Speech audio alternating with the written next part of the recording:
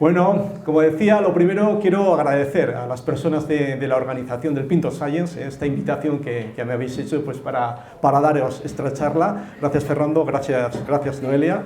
También, por supuesto, a la gente de Carmen 13 por la disponibilidad, por ese café tan rico que he tomado. Muchas gracias. Y a todas vosotras, todos vosotros que estáis aquí.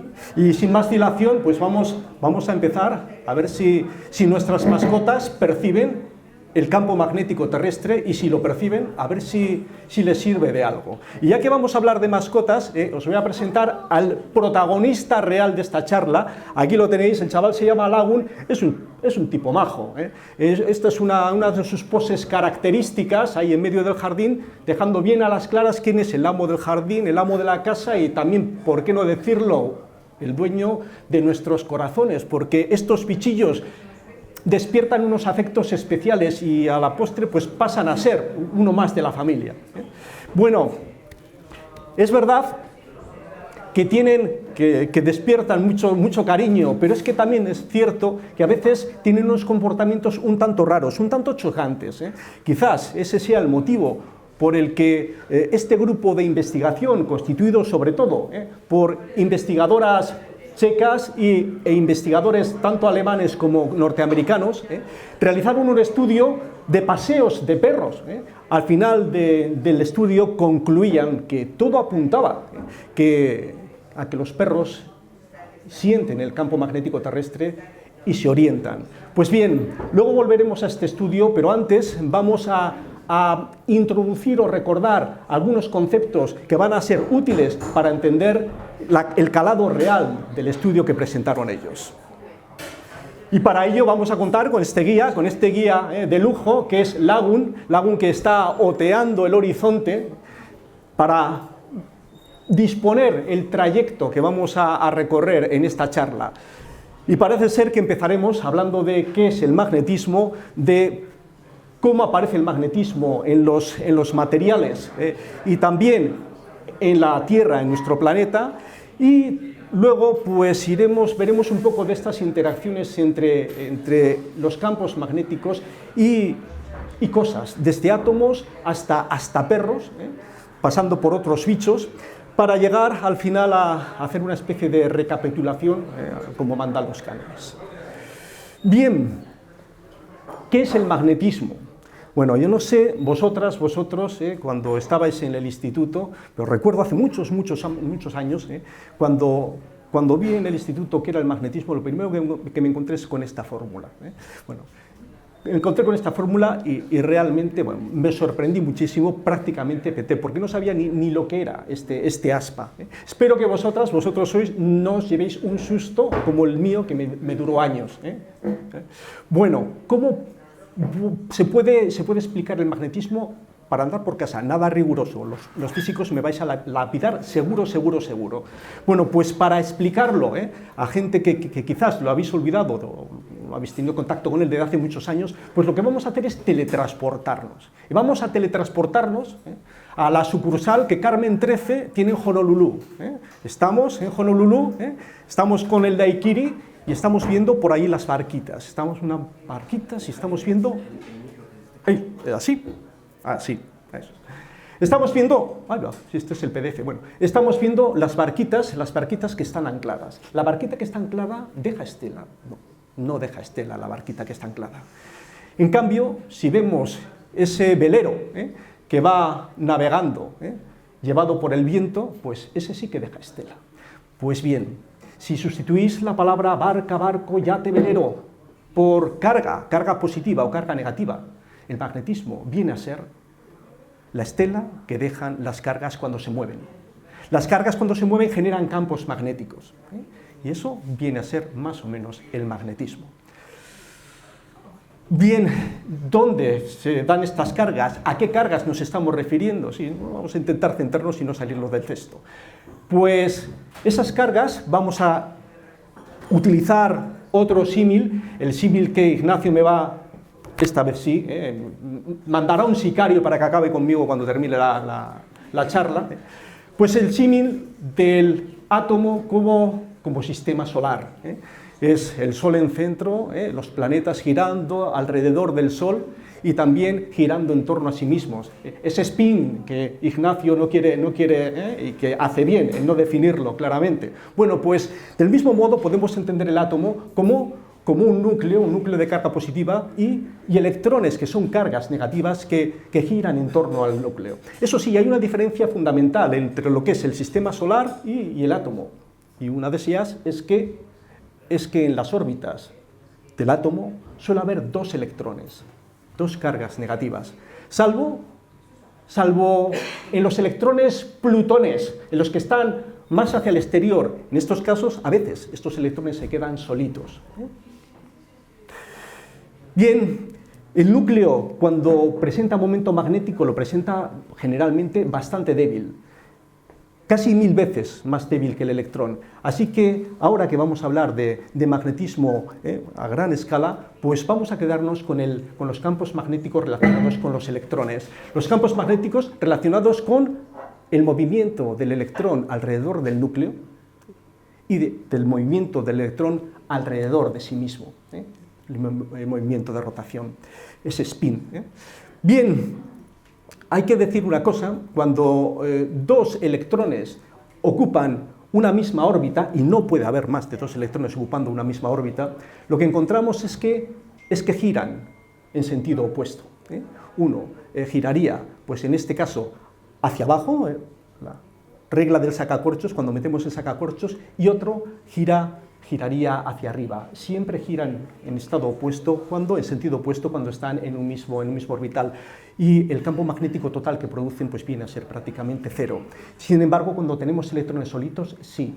Cuando tenemos electrones solitos, está solo y produce un campo magnético en su entorno. Y es mucho más potente y además es más sensible a los campos magnéticos externos, como luego veremos al campo magnético terrestre.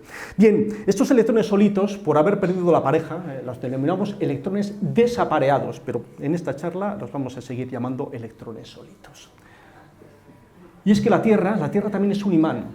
La Tierra es un imán que produce un campo magnético muy débil, pero aún así, este campo magnético nos protege, por ejemplo, de las radiaciones que vienen del espacio exterior. Fijaos estos espectáculos que hemos tenido estos días antes, con las auroras. Bueno, el campo magnético terrestre se produce en esta zona amarilla que veis, que se llama el núcleo externo. Bien, hemos presentado a los dos protagonistas principales de esta comedia de brújulas y de mascotas, que son los electrones solitos y el campo magnético terrestre. Y ahora Lagun nos dice, joder, ¿por dónde voy? ¿Por dónde tiro? Pues vamos a intentar establecer un nexo, una relación entre los dos. Y eso lo vamos a hacer tomando sistemas de complejidad creciente, como siempre, lo más sencillo, a nivel químico por lo menos, quizás físico no, es el mundo del átomo. Bien, hablábamos que en los átomos a veces hay estos electrones solitos que residen en las proximidades del núcleo. Y habíamos dicho que iban por unas órbitas similares a las de los planetas. Pues no son igual similares a los de los planetas. Tienen órbitas muy diferentes, a veces son esféricas y otras, órbitas muy distintas, con formas muy diversas. Estas órbitas se les denomina orbitales, zonas donde es más probable que resida el electrón alrededor del núcleo. Pues bien, dependiendo de en qué tipo de orbitales residen los electrones solitos, un átomo con su electrón solito va a establecer distintas interacciones magnéticas con átomos vecinos que también tengan electrones solitos, o incluso también con el campo magnético externo. Y no os asustéis con esto, quiero decir, cuando la cuadri de átomos se junta para dar lugar a un compuesto químico, y aquí vemos la magnetita, ese compuesto que ayuda a que en las notas de nuestros recaos queden adheridas a las puertas de los frigoríficos. Bueno, pues cuando estos átomos se juntan, pues pueden establecer interacciones muy diversas. Aquí la magnetita es un óxido que contiene varios átomos de hierro, no voy a entrar en ello, aquí átomos de hierro de distintos colorines, esto es lo que sería la estructura de la magnetita aumentada más o menos 1000 millones de veces. Bueno, cada átomo de hierro tiene distintos electrones solitos que van girando en un sentido o a veces en otro. Pues bien, lo importante de la magnetita es que hay más electrones solitos girando en un sentido que girando en el otro. Y esto es lo que produce que la magnetita tenga un comportamiento magnético y sea un imán permanente. Es lo que hace que la magnetita quede adherida a la puerta de nuestros frigoríficos. La magnetita, aparte de lo de los frigoríficos, va a ser uno de los materiales que vamos a ver que es importante en el campo de la magnetorrecepción, de la recepción del campo magnético terrestre por parte de los animales.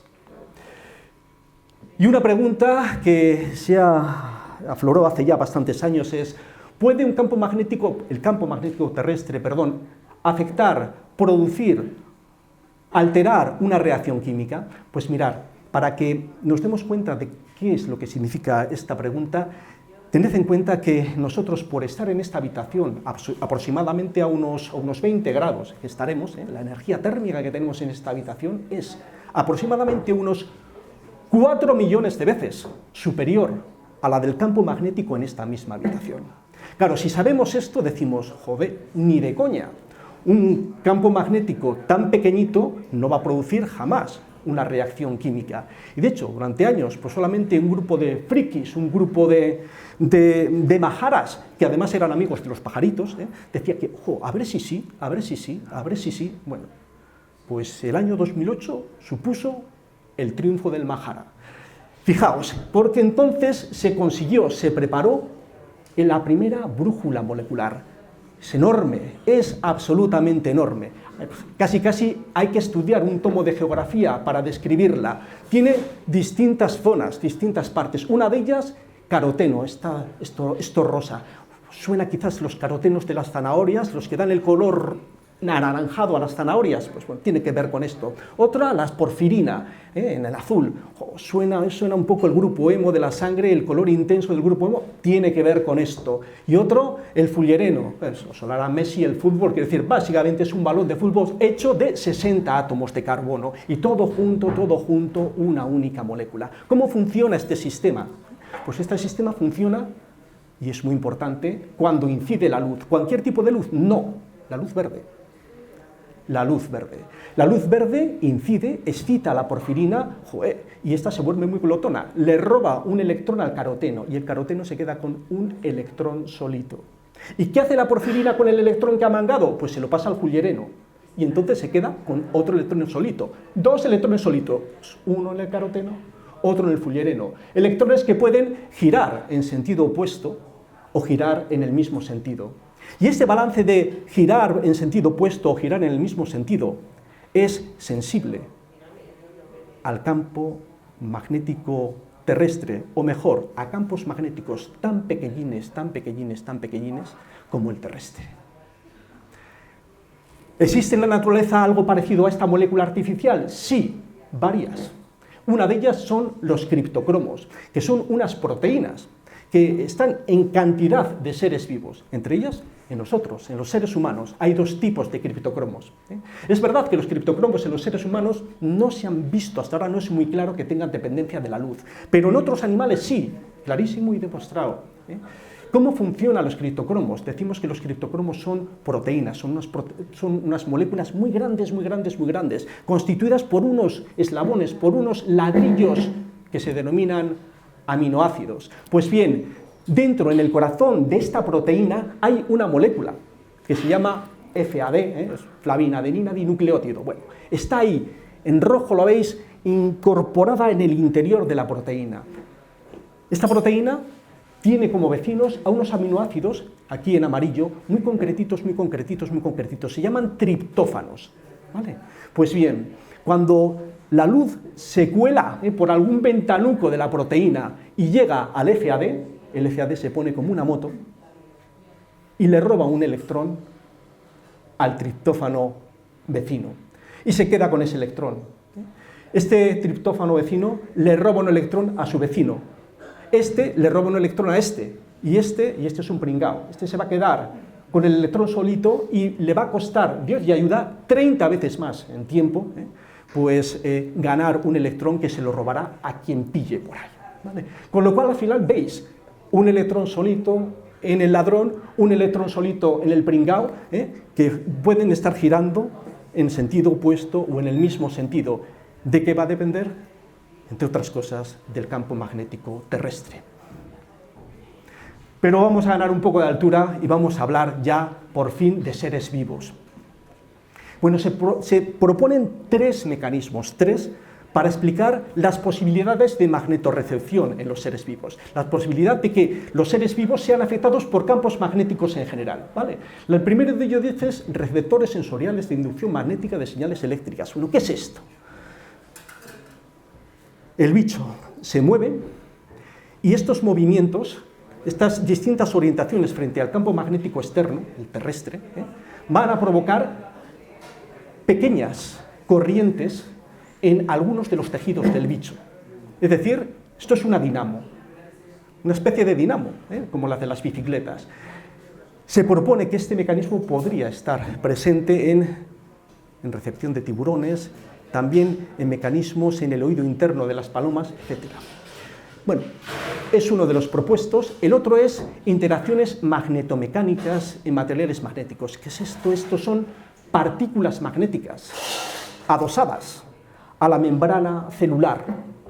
Cuando el bicho o las células cambian de orientación, igual que la aguja de la brújula se mueve cuando cambiamos de orientación, pues estas partículas magnéticas se mueven y con ellas arrastran a la membrana, y al arrastrar a la membrana afectan a unas proteínas que están ahí metidas dentro de la membrana, que se llaman canales iónicos. Son unos tubos, unas proteínas tubulares, que cuando la membrana se ve afectada, hace que estos tubos se cierren más o se abran más, regulando el paso de iones, el intercambio de iones entre el exterior de la célula y el interior de la célula.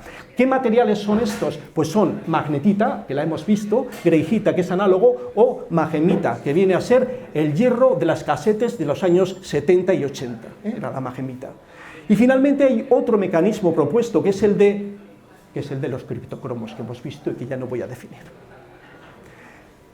Hay muchos estudios magnéticos realizados en células con campos medios, grandes, pero con campos más débiles. ¿Sienten células, seres unicelulares, campos tan débiles como el terrestre? Pues sí, se conocen unas células que se llaman magnetobacterias, y que viven en muchísimos ambientes, siempre acuáticos, tanto de agua dulce como de agua salada, en el fondo del río, por ejemplo, ¿vale? Bien, pues estas magnetobacterias contienen unos orgánulos, unos órganos chiquitines, que a su vez contienen partículas magnéticas como partículas de magnetita o de greigita, ese análogo de azufre. Los magnetosomas, que se llaman estos orgánulos que contienen estas partículas magnéticas, se encadenan y hace que la bacteria sea muy sensible a los campos magnéticos externos, tan débiles incluso como ese campo magnético ridículo que es el terrestre. ¿Y seres más grandes? Bueno, pues vamos a empezar con las hormigas. Bien, las hormigas, algunas de ellas por lo menos, se han visto que sí son sensibles a los campos magnéticos. El estudio que os presento aquí se realizó con lo que denominan hormigas del desierto.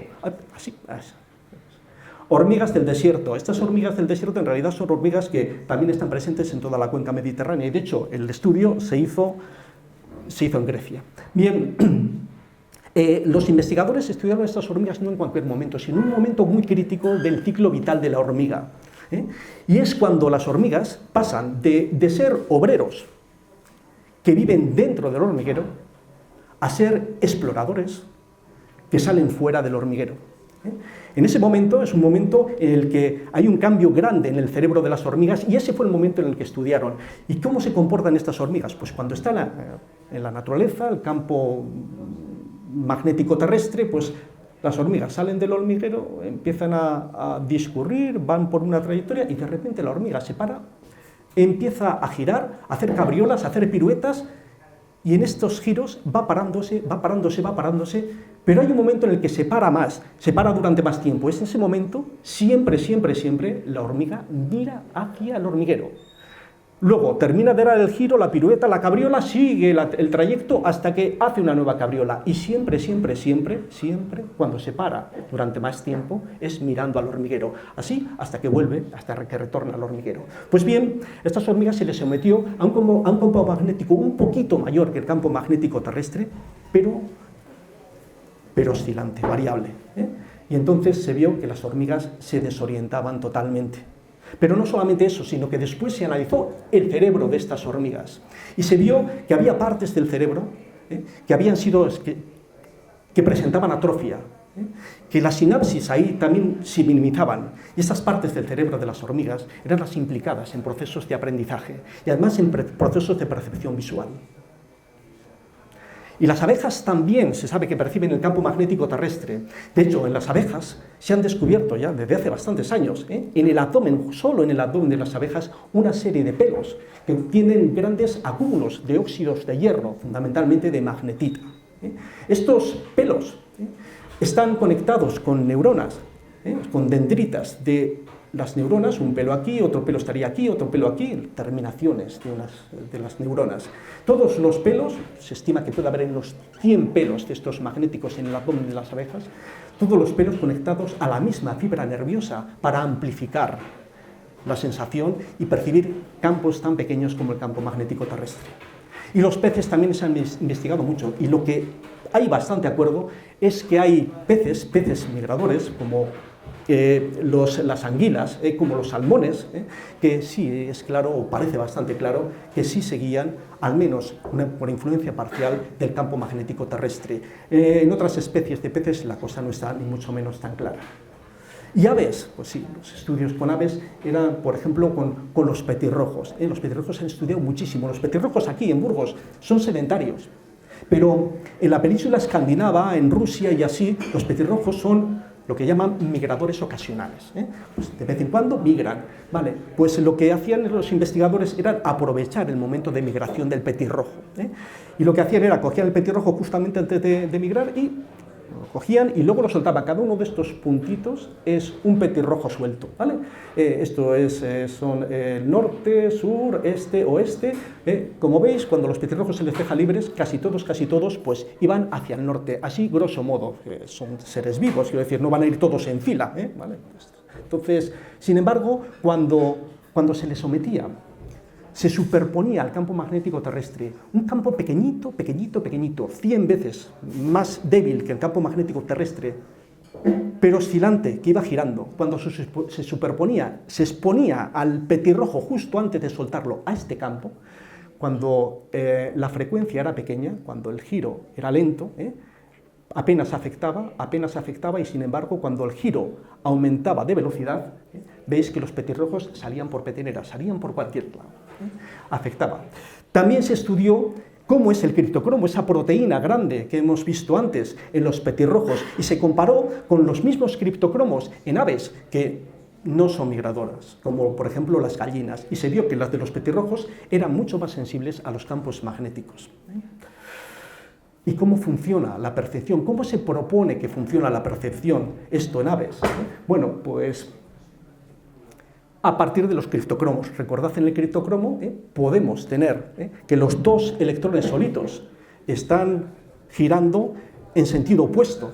Sería este criptocromo que aquí tiene un color rosa. O podemos suponer, proponer que los electrones solitos giran en el mismo sentido, y es este criptocromo rojo. Pues bien, cuando el ave está en dirección norte-sur, en su retina hay, como veis, más criptocromos rosas que rojos.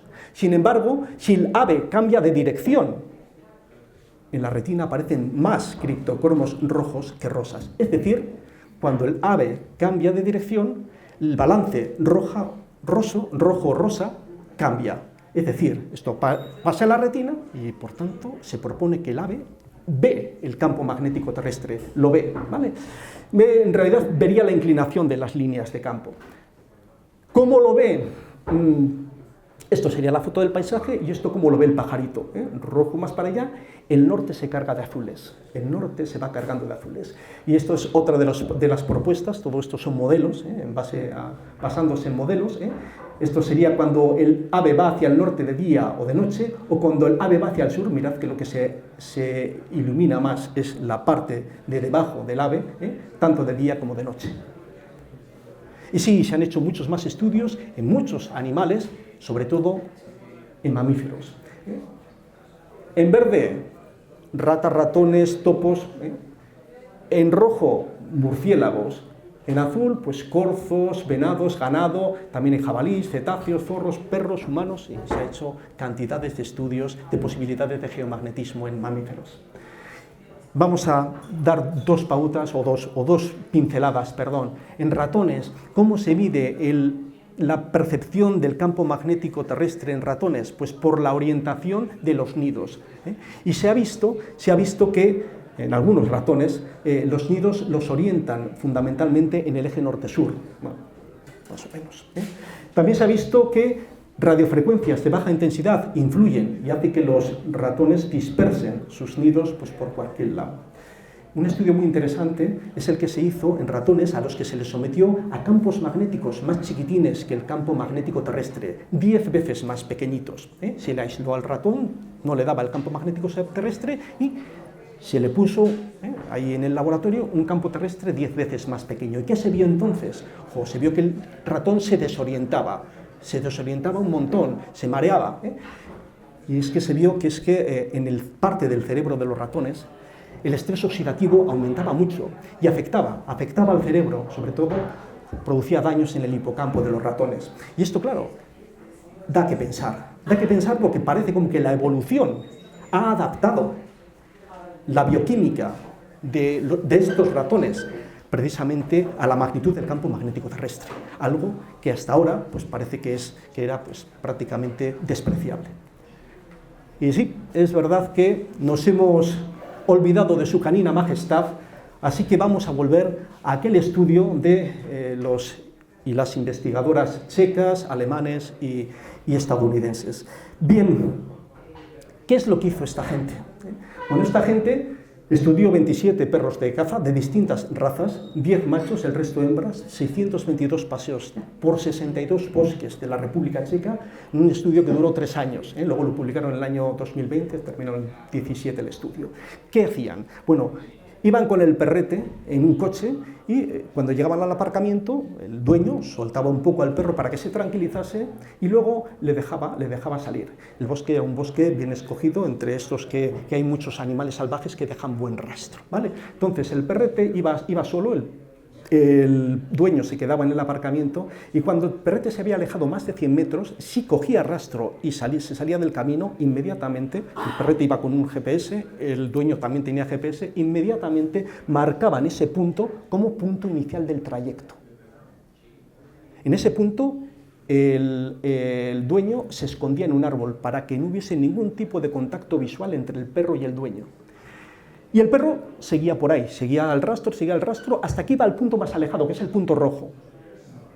Y luego, cuando iniciaba el retorno, cuando ya se empezaba a aproximar, entonces el dueño iba por el camino en busca del perro. ¿Y qué es lo que vieron? Los resultados son, pues como los que veis vosotros con vuestros perretes, que la mayor parte de las veces, o muchas veces, la mayor parte en realidad de las veces, el perro volvía por el mismo camino que el viaje de ida. Un 30 y tantos % de las veces, sin embargo, el perro llegaba al lugar más alejado y volvía por una ruta distinta. Y a veces el perro llegaba al punto más alejado, empezaba a volver por la misma ruta y luego improvisaba una nueva ruta. Bien, ¿cuál era el criterio para distinguir entre un tipo de marcha? Esta de la ruta distinta se llama exploración, esta se llama rastreo. ¿Cuál era la pauta para distinguir, el criterio para distinguir entre exploración y rastreo? Pues se cogía el trayecto de ida, inicio hasta final, y se marcaba pues, una zona de más o menos 30 metros. Si el perro volvía por esta zona, se consideraba que era rastreo, que volvía por el mismo camino. Si se salía de esta zona, se consideraba que el perro había improvisado un nuevo trayecto.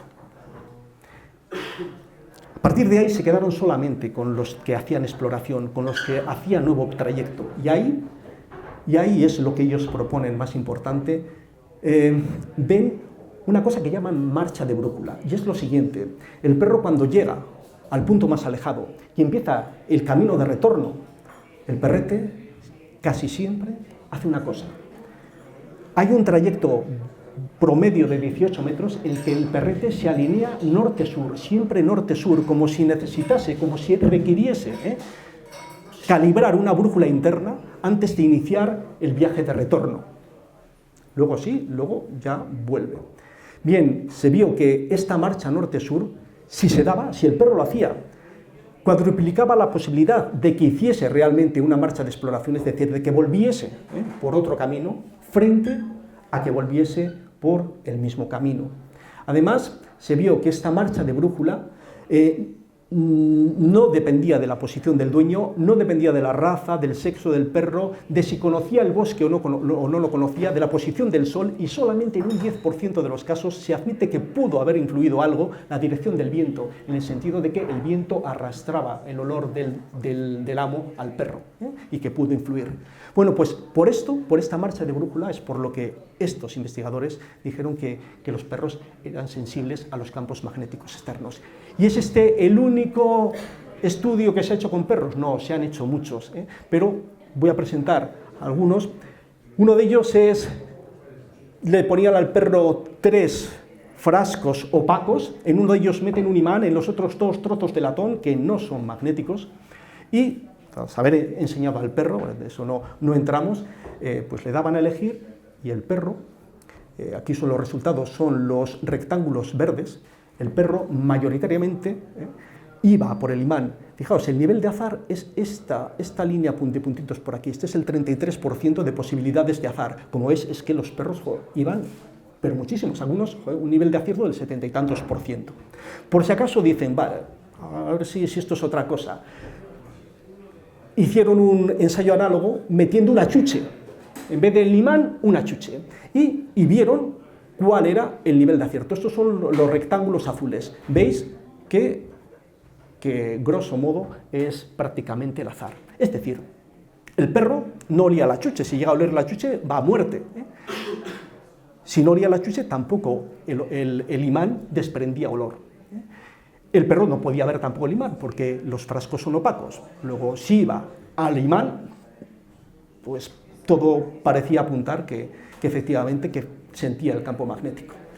Y en otro de los ensayos que podíamos denominar de tapeo canino, pues lo que se puso se ponía 2 platitos con comida, 90 grados, uno en dirección norte, otro este, o bien este-sur, o bien sur-oeste, o bien oeste-norte, siempre en las distintas orientaciones.